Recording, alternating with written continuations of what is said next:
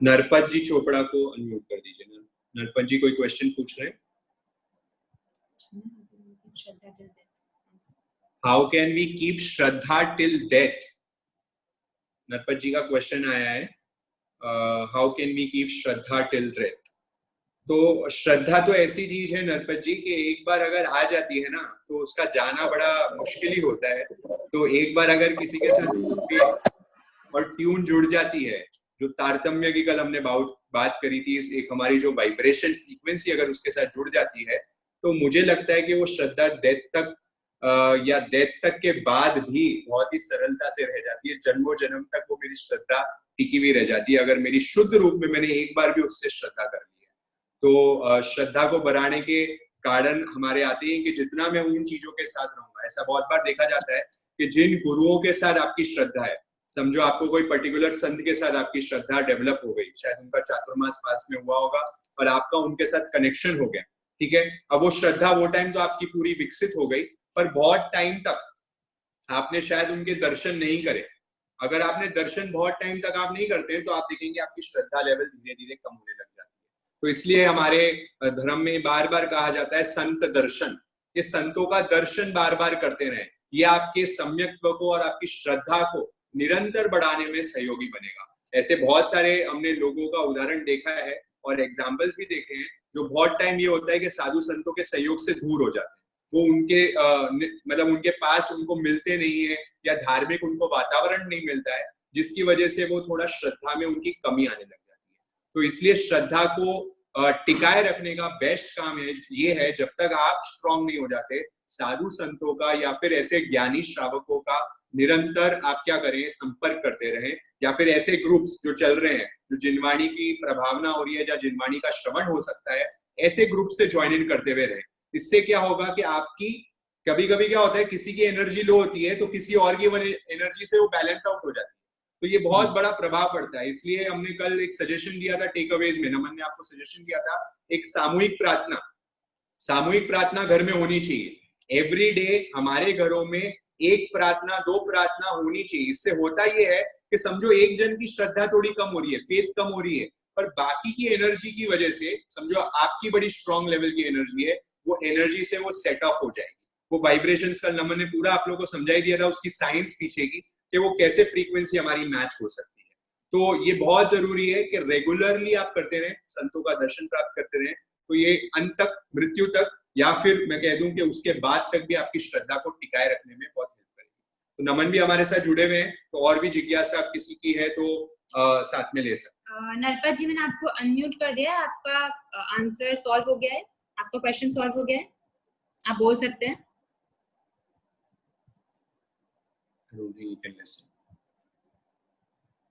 नरपत जी, reply आ गया उनका, thank you. Okay, सो तृप्ति, मैं आपको अनम्यूट कर रही हूँ फॉर द नेक्स्ट क्वेश्चन।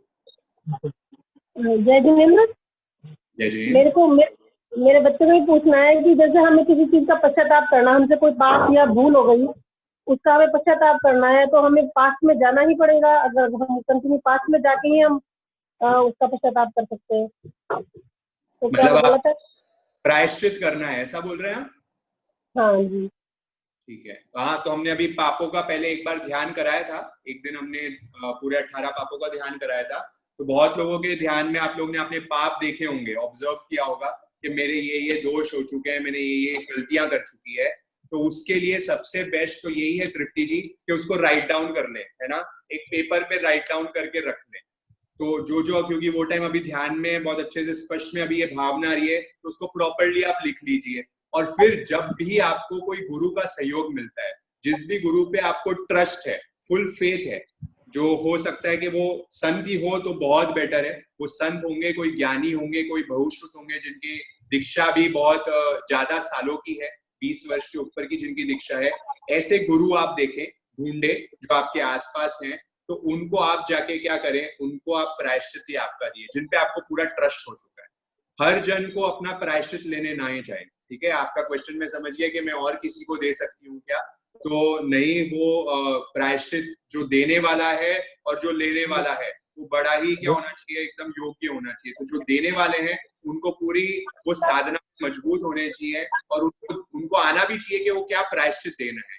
क्या आपको मतलब पनिशमेंट देनी है, तो वो उनको पूरा अच्छे से आएगा। तो इसलिए एक योग्य गुरु के पास ही जाएं, हर जन के पास जाके नहीं करें।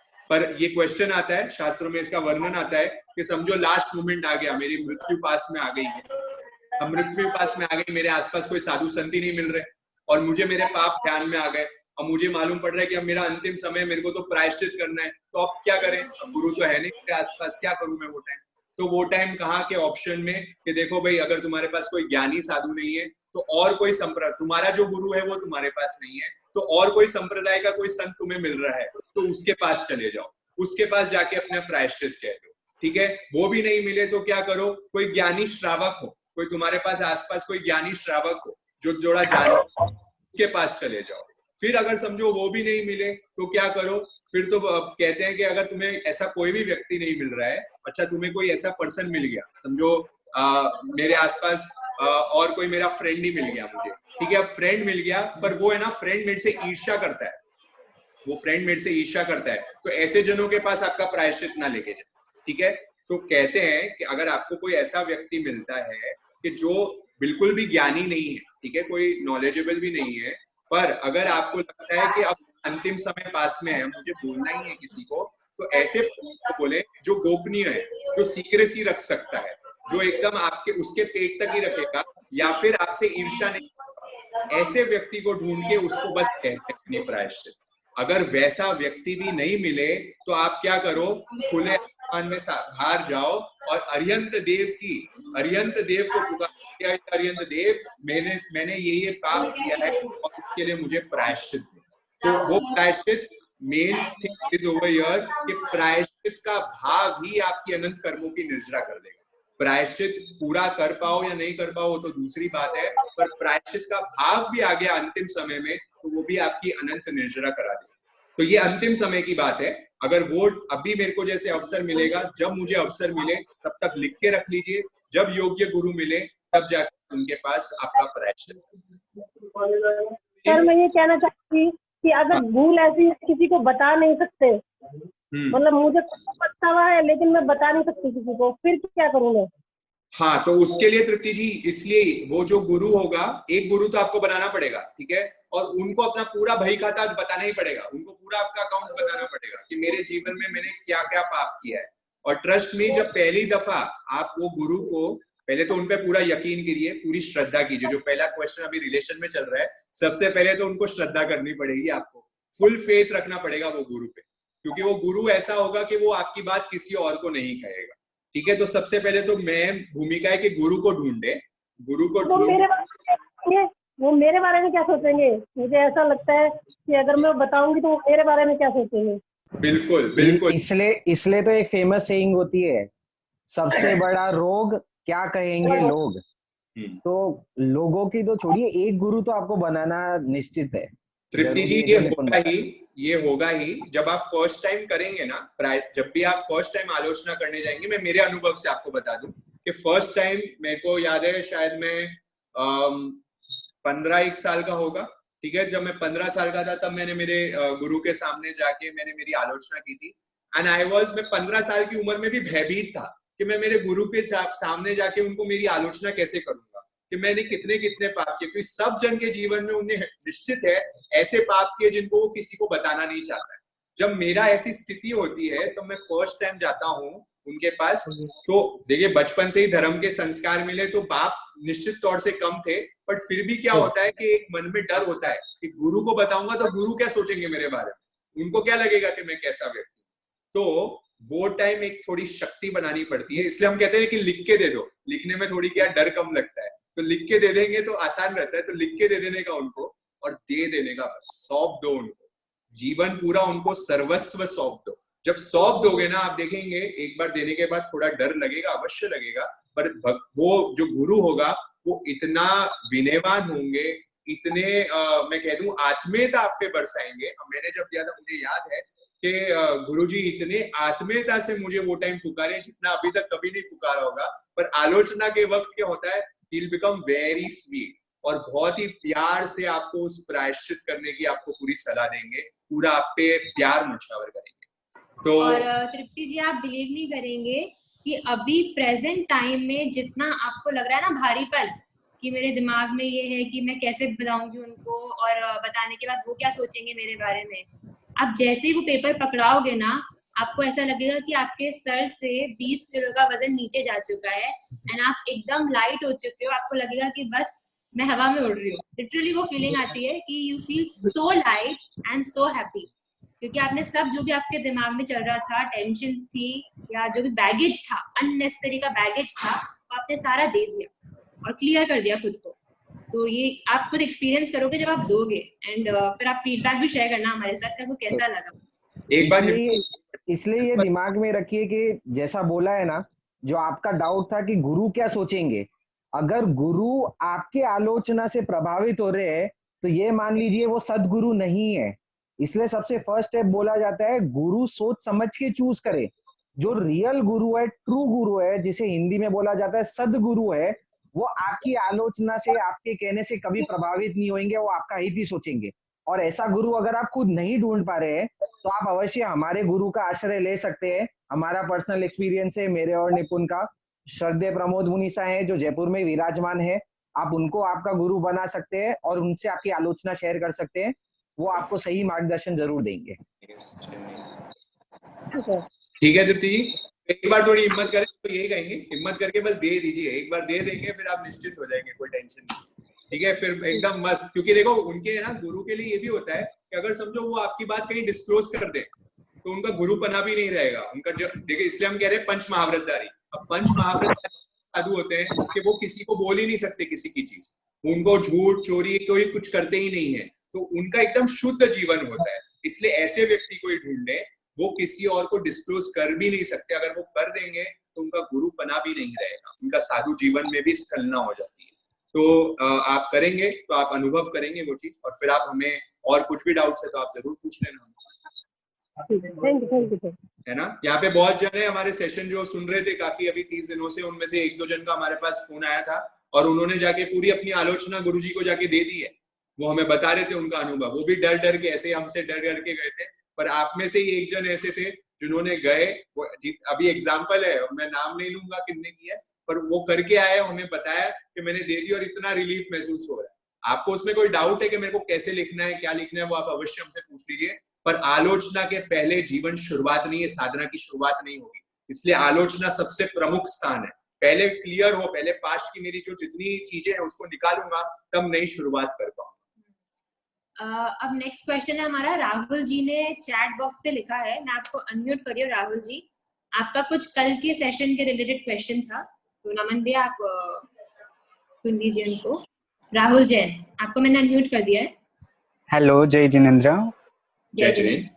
वो कल आपने साउंड वेव्स के बारे में जो बताया था, उसमें समवसरण में जो दिव्य ध्वनि होता है, हेलो, हाँ, दिव्य ध्वनि जो होता है उसका क्या इफेक्ट होता है, मतलब उसका क्या कारण है होने का? माइंड पे उसका कुछ इफेक्ट होता है क्या? अब वो तो देखो, दिव्य ध्वनि बजेगी जब ही मालूम पड़ेगा आपका आजकल तो दिव्य ध्वनि बजती है नहीं, तो अब वो साइंस कैसे मालूम कर सकती है उसकी साउंड वाइब्रेशन क्या है। अब वो तो चौथे पांचवें आरे में हुआ, चौथे आरे पांचवें आरे के स्टार्टिंग में हुआ करता था। अब तो कोई केवल ज्ञान होता ही नहीं है, तो देवदुंदुभी बजती नहीं है, तो निश्चित है। पर ये देवदुंदुभी से बहुत प्रभाव तो पड़ता ही होगा, ध्वनियां आती है। नहीं, उसका क्या रीजन है समोसन में जो इतना सब कुछ होता है, लाइक? हाँ, तो इसका रीजन, जैसे कल आपने लेक्चर सुना ही है, तो ये अज्यूम किया जा सकता है, क्योंकि एग्जाम्पल दिख रहा है ना कि दिव्य ध्वनि है, या हम समोशरण बोलते हैं। तो समोशरण में आपने सुना होगा, क्या बताते हैं, समोशरण में सब लोग एक ही लेवल पे आ जाते हैं, शेर भी वहां बैठा है और हिरण भी वहां बैठा है, ऐसा वातावरण क्रिएट हो जाता है कि सब में मैत्री होती है। दूसरा, अरिहंत तो केवल भगवान के लिए बोलते हैं कि उनकी जो ध्वनि निकलती है वो हर प्राणी को, समोशरण में एनिमल्स आके क्यों सुन रहे हैं ऐसा बताया, और एनिमल साथ में बैठ रहे हैं, क्योंकि हम जो भगवान जो देशना दे रहे हैं वो हम जनमानस ह्यूमन को तो सुनाई दे रहा है, एनिमल्स को भी सुनाई दे रहा है। तो कल याद हो तो साउंड की एक स्लाइड थी, उसमें बताया गया था कि ह्यूमन जो सिस्टम है that can hear from 20 to 20,000 hertz, ये हमारी फ्रीक्वेंसी है। और एलिफेंट्स है वो इंफ्रासोनिक साउंड सुनते हैं जो 0 to 20 की रेंज में लाई करता है। जो डॉग्स होते हैं वो 20,000 की ऊपर की रेंज में लाई करते हैं। बैट्स और डॉल्फिन है वो 80,000 हर्ट्ज की जो रेंज है उसके बाद उनका सेक्शन चालू होता है। तो दिव्य ध्वनि को आप इससे थोड़ा रिलेट करके देख सकते हैं कि भगवान की वाणी एनिमल्स को कैसे सुनाई दे रही है। वो जब अपनी वाइब्रेशन फ्रीक्वेंसी निकाल रहे हैं, क्या मालूम उनके पास ऐसी पावर होगी कि वो हर फ्रीक्वेंसी वाली वेव्स क्रिएट कर पा रहे हैं। तो इससे ह्यूमन जो है, ह्यूमन को अपनी फ्रीक्वेंसी पे सुनाई दे रहा है, एनिमल्स को अपनी फ्रीक्वेंसी पे सुनाई दे रहा है। इसको एक और लाइव एग्जांपल से समझिए। आपके घर पे रेडियो है या ट्रांजिस्टर है, तो हम बोलते हैं ना रेडियो में अलग अलग एफएम के चैनल है, 91 है, 98.3 रेडियो मिर्ची है, अलग अलग फ्रीक्वेंसी पे अलग अलग चैनल चल रहे हैं। पर आपके पास इंस्ट्रूमेंट है, आप जिस फ्रीक्वेंसी पे जाओगे वही चैनल की ध्वनि आपको सुनाई देगी।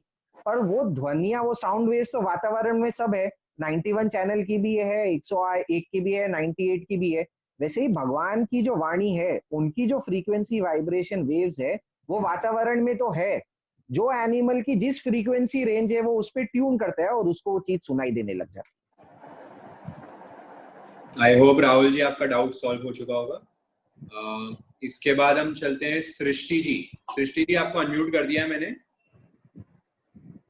सृष्टि जी, सृष्टि जैन, आपका एक डाउट आया हुआ है चैट बॉक्स पे कि गुरु को अपनी प्रॉब्लम्स बताएंगे तो उनको डिस्टर्ब करना सही है कि नहीं है।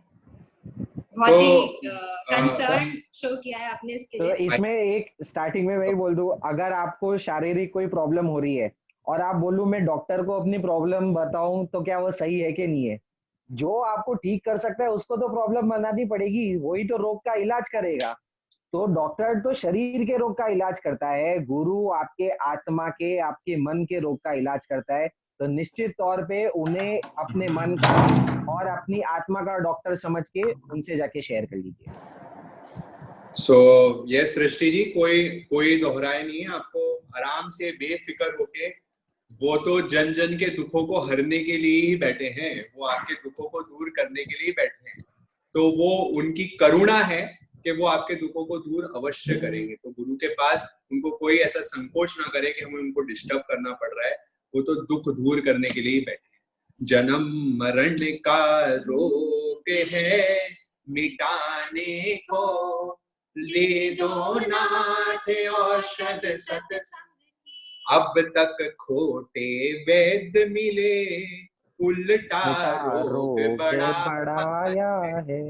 ज्ञानी गुरुवर वैद्य मिले, कष्ट मुक्त हो जाना है, कष्ट मुक्त हो जाना। कवि बता रहे हैं क्या, अब तक तो मेरे को खोटे वैद्य मिले थे जो मेरा रोग उल्टा बढ़ा रहे थे, अलग अलग मेरी डिजीजेस और कराते हैं।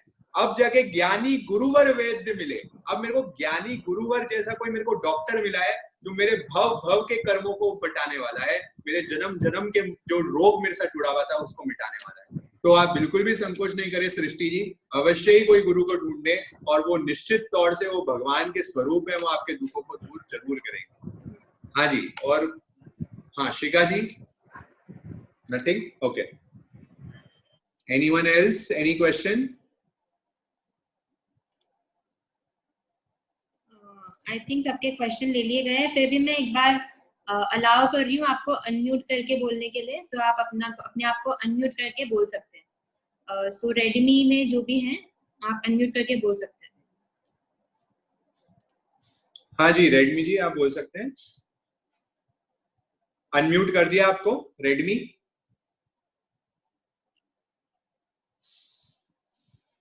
आप सुन सकते हैं क्या? ओके, आई गेस नहीं सुन पा रहे। आप जब हो पाए तो आप खुद को अनम्यूट करके बोल सकते हैं। यश जैन का आ रहा है how to improve consciousness. Okay, how to improve consciousness, तो वही पूरा सेशन चल रहा है यश। आगे अभी माइंड पे आज हमने भूमिका बांधी है, आज हमने सिर्फ डिजायर्स को समझा है। कल के सेशन में आप इसके और आंसर्स प्राप्त कर पाओगे कि कॉन्शियसनेस लेवल को हम कैसे बढ़ा सकते हैं। बट टू स्टार्ट विद, आप ये रेगुलर जो हमारे सेशंस हो रहे हैं उसको अटेंड करना शुरू करें, उससे आपकी कॉन्शियसनेस ज्यादा बढ़ेगी। और लास्ट में 5 to 5:15 हम एक ध्यान करते हैं, एवरीडे हमारा एक ध्यान रहता है, वो 15 मिनट से वो ध्यान की आप अगर थोड़ी सीख लेंगे कला, उससे भी आप कॉन्शियसनेस बढ़ा सकते हैं। और आगे के सेशंस में पूरा फोकस रहेगा माइंड पर ही, और ऐसी टिप्स बताई जाएगी क्योंकि हमारा जो टॉपिक है वो संज्ञा का चल रहा है। तो उसके अंदर आहार रिलेटेड टिप्स, हमारी लाइफस्टाइल रिलेटेड टिप्स कि हम लाइफस्टाइल में क्या क्या चीजें इम्प्लीमेंट कर सकते हैं जिससे हमारा कॉन्शियस लेवल बढ़ जाए। तो ये आगे के 2-3 सेशन में वही कंसंट्रेट किया जाएगा। पूरा धर्म का एम ही यश ये रहता है कि वो कॉन्शियसनेस इंप्रूव करने में। तो अगर मैं कह दूं कि हम हर दिन ही कॉन्शियसनेस इंप्रूव करने में लगे हुए हैं तो यस वो बिल्कुल सही है, क्योंकि पूरी जिनवाणी का एम ही यही है कि जागृति जागृति जागृति, अवेयरनेस अवेयरनेस अवेयरनेस बढ़ाओ, be in the present moment, वही हमारा मेन एम है। तो नेक्स्ट है हमारे साथ पूर्वा जी। मैं आपको अनम्यूट कर रही हूँ, आप पूछ सकते हैं आपका डाउट। हेलो। हाँ पूर्वा जी। जय जिनेंद्र, मेरा एक डाउट है। हमारी जो श्रद्धा है वो इतनी फ्लक्चुएटिंग, मतलब मैं ये बता रही हूँ, मतलब मुझे सबकी नहीं पता, लेकिन श्रद्धा इतनी फ्लक्चुएटिंग क्यों होती है? मतलब कभी तो मतलब चातुर्मास के टाइम पे बहुत, और अभी सुनते हैं तो फिर बाद में थोड़ा डाउन, फिर अप एंड डाउन बहुत होते हैं, तो रीजन क्या है इसका सॉल्यूशन? मैं इसमें आंसर करना चाहूंगा। मेन रीजन पहले भी आया था एक श्रद्धा का, उन्होंने बोला था श्रद्धा लास्ट तक कैसे टिकाया जाए, और आप बोल रहे श्रद्धा फ्लक्चुएट होती है। देखो अगर श्रद्धा जो फ्लक्चुएट हो रही है वो इसलिए हो रही है, श्रद्धा दो चीज से डेवलप होती है। पहले होती है ज्ञान से, जिसे बोलते हैं हम बौद्धिक स्तर पे, सपना जो ये बना हुआ है ना म्यूट वाला, हाँ बोलो, इसको अनम्यूट करना। आपको आवाज आ रही है? हेलो? हाँ हाँ आ रही है। हाँ, तो श्रद्धा दो चीज से डेवलप होती है। फर्स्ट है कि आपको ज्ञान मिला, नॉलेज मिली बौद्धिक स्तर पे, मन के स्तर पे, और दूसरी है जिसे हम इंग्लिश में बोलते हैं एक्सपीरियंस, हिंदी में बोला जाता है अनुभव। अगर आपको किसी चीज का एक बार एक्सपीरियंस हो गया ना, वो श्रद्धा आपके हमेशा के लिए कॉन्क्रीटाइज हो जाती है। एग्जाम्पल के तौर पे किसी ने मुझे बोला कि तवा गर्म है, उस पर हाथ मत लगाओ, हाथ लगाओ, अगर उंगली लगाओगे तो उंगली जल जाएगी। तो जब ये चीज मेरे सुनने में आई तो मुझे ज्ञान मिला, किसी ने अपने ज्ञान से बताया, तो वो मेरे बौद्धिक स्तर पे आया कि इससे छूने से मेरा हाथ जल सकता है। पर अगर तो ये अब तक अगर मैं सुन रहा हूं, अगर मेरे मम्मी या पापा ने कहा है तो हो सकता है मेरा थोड़ा उनके ऊपर रिस्पेक्ट है तो मैं सुन लूं। पर वो डीप श्रद्धा कब होगी? जिस दिन मेरा उंगली से मैं वो तवे को छू लूंगा, गर्म तवे को, और जब वो मेरी उंगली जल जाएगी, उस दिन मेरी वो श्रद्धा में कन्वर्ट हो जाएगी। मेरा जो ज्ञान था वो अटूट श्रद्धा में आ जाएगा, क्योंकि अब मेरे को अनुभूति हो गई, नहीं एक्चुअल में तवे पे हाथ लगाने से उंगली जल जाती है, और वो जलने की सेंसेशन में भूल नहीं सकता। वो सेंसेशन आ गई तो उसे बोलते हैं अटूट श्रद्धा। तो हो सकता है अभी तक हमें जो श्रद्धा आई है वो कहीं ना कहीं हमारी बौद्धिक स्तर पे, यानी हमारे माइंड लेवल पे आके ही लिमिटेड हो गई है। इसलिए जैसे निपुण ने कहा, कंटिन्यूसली सत्संग करते रहें, गुरु के सानिध्य में जाएं, अच्छे ग्रुप्स में जाएं, और जैसे जैसे आप नई नई चीजें सुनोगे, ये ध्यान जो इनने कराया निपुण ने आज, और ये जो डेली करवा रहे, वो ध्यान से वो एक्सपीरियंस अंदर आता है। एक बार अगर आपने बोलते हैं ना जिनवानी का रस चख लिया या धर्म का रस चख लिया, सब मारा सब बोलते हैं, वो एक बार रस चख लिया तो श्रद्धा अटूट हो जाएगी। तो कॉन्स्टेंटली अगर श्रद्धा फ्लक्चुएट हो रही है तो ज्यादा से ज्यादा सत्संग करें और ध्यान करके उसको अनुभूति में लाने की कोशिश करें। ठीक है पूर्वा जी। आई गेस बाकी तो और किसी की कोई डाउट्स नहीं है। Anyone else? लास्ट में किसी को पूछ रहा हूँ, किसी को कुछ क्वेश्चन पूछना है? हाँ, राहुल जैन पूछ रहे हैं अनुभूति of the soul. Yes, if that अनुभूति सोल की भी हो जाती है तो फिर तो आपकी अपने आप ही फेथ 2 दुगनी 3 तिगनी 4 चौगनी बढ़ जाएगी, तो आपको कोई दिक्कत ही नहीं है। अनुभूति वही एम है हमारा कि अनुभूति, हमें आत्मा की अनुभूति हो जाए, या आत्मानुभूति हो जाएगी तो अवश्य ही फेथ बहुत ज्यादा बढ़ जाएगा हमारा। तो जब तक वो नहीं होती है तब तक शुभ का संयोग मिलता है। जब तक शुभ का, जैसे नमन ने बताया, सत्संग, कोई ना कोई अच्छे व्यक्तियों के साथ, कोई ना कोई पॉजिटिव लोगों के साथ, कोई ना कोई संतों के पास, कोई ऐसे ग्रुप्स के साथ जुड़ के रहिए, ताकि क्या होगा, आपकी जो श्रद्धा है वो निरंतर मोटिवेटेड रहेगी। पूर्वा जी, आप कुछ वापस बोलना चाह रहे हैं क्या? हाँ, मैं ये बोल रही थी कि जैसे अगर सत्संग इज इन दैट सेंस, मतलब अगर हम पॉजिटिव लोगों के साथ रहते हैं, जरूरी है वो जैन ही हो, इट्स नॉट नेसेसरी। अगर नॉन जैनीज भी हैं लेकिन दे आर गुड ह्यूमंस, तो उनके साथ रहते हैं, और एक बैड कंपनी में रहते हैं तो भी इफेक्ट आता है, राइट? सो इसमें हम थोड़ी क्लासिफिकेशन कर सकते हैं। एक तो है कि हम बिल्कुल भी जो हमारे जो बैड लोग हैं, जिनको आप बोलते हैं बैड हैबिट्स हैं, उनके साथ तो बिल्कुल नहीं रहे, तो उससे तो आपकी गिरावट की चांसेस बहुत ज्यादा बढ़ जाएगी। दूसरे आप कह रहे हैं कि ऐसे लोग हैं पॉजिटिव हैं पर शायद जैन नहीं है, अजैन है, पर पॉजिटिव विचार वाले हैं, तो हाँ ठीक है आप उनके साथ रह सकते हैं। पर इससे भी बेटर ये होगा कि अगर आपके पास कोई धार्मिक व्यक्ति मिल जाए जो जिन धर्म में मानने वाला लग जाए, जो सम्यक्त्व में पुरुष है, जिसे हम कहते हैं शुद्ध ज्ञान वाला है, जिसको शुद्ध अनुभूतियां हुई हुई है, ऐसे व्यक्ति का अगर आप संयोग संपर्क कर लेंगे तो आप देखेंगे आपके जो जिनवाणी जो आप कह रहे थे चातुर्मास में जाती हूँ मेरा मोटिवेशन रह जाता है, बाकी टाइम नहीं रहता, वो मोटिवेशन इसलिए लैकिंग होगा क्योंकि आपके पास उन चीजों की बात ही नहीं है। अभी देखेंगे आप देखेंगे बहुत सारे लोग होते हैं, जैसे मेरे ऐसे लोग हैं, मैंने पहले सीए कंप्लीट किया हुआ है, ठीक है, तो right now I am not doing any CA related work. तो अगर अभी मेरे को कोई सीए के कोई क्वेश्चंस कोई पूछ लेगा तो I will be like blank, ठीक है, पर इसका ये मतलब नहीं है कि मैंने सीए के लिए कोई मेहनत नहीं करी और मेरे को उसकी कोई पढ़ाई आती नहीं है। इसका यही मतलब है कि मेरा उससे के साथ अभी मेरा जो कनेक्शन था वो थोड़ा टूटा हुआ है। क्यों? मैं उससे थोड़ा आउट ऑफ डेट हो गया हूँ, मैं ऐसे कोई लोगों से मिल नहीं रहा हूँ, ऐसा कोई काम नहीं कर रहा हूँ।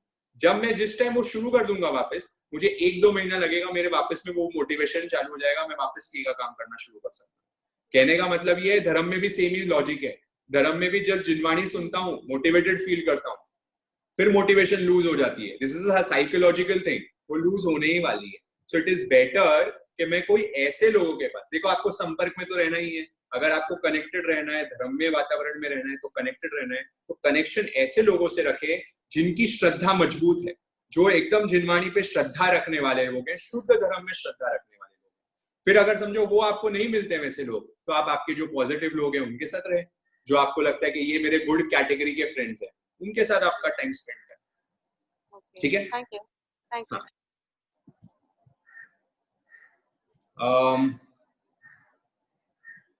ठीक है, I guess rest everyone is done, तो no more doubts, no more questions, I guess. Subscribe now and press the bell icon. Never miss an update.